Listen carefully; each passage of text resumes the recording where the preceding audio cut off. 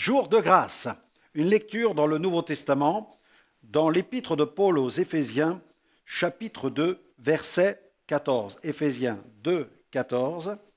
Car il est notre paix, lui qui des deux n'en a fait qu'un et qui a renversé le mur de séparation, l'inimitié. Amen.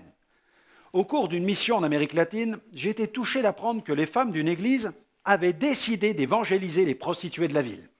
En effet, elles voulaient nettoyer leur ville de la prostitution. En 3 jours, leur mission fut accomplie. Ces femmes chrétiennes sont allées à la rencontre de ces prostituées. Elles ont décidé de les inviter à l'église.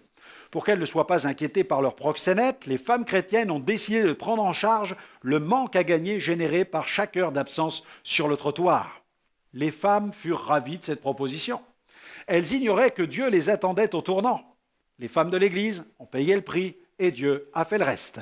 Les prostituées sont allées écouter l'évangile 3 jours de suite. Le 3e jour, elles étaient toutes converties. C'est ainsi que les rues de cette ville furent nettoyées de la prostitution. Ces femmes furent purifiées et transformées, arrachées à cet esclavage abominable. Quelle merveilleuse illustration de la rédemption. Jésus ne nous a-t-il pas rachetés de nos péchés et arrachés à la domination de Satan? Il a payé la rançon en donnant sa vie en échange. Cette Église n'a pas eu peur d'ouvrir ses portes aux perdus. En ouvrant ses portes, elle n'a pas fait entrer le monde dans l'Église, elle a fait entrer les gens, tout simplement. Elle a rempli sa mission, mener les perdus à Jésus pour être purifiés, lavés et transformés par la puissance de Dieu. Il faut malheureusement le reconnaître, nos églises ressemblent trop souvent à des clubs fermés, parfois même à des ghettos inaccessibles aux perdus. Mais Jésus nous a montré le chemin.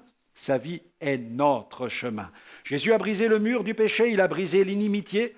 Laissons-nous conduire dans l'évangélisation. Alors je vous recommanderai cette prière pour aujourd'hui. Merci Seigneur, c'est aussi une action de grâce. Merci Seigneur pour toutes ces femmes qui se sont tournées vers toi. Quelle grâce, quelle bénédiction. Remplis-moi de ton amour et de ta compassion, Seigneur, afin qu'aucune âme ne soit trop sale à mes yeux pour que je lui parle de toi.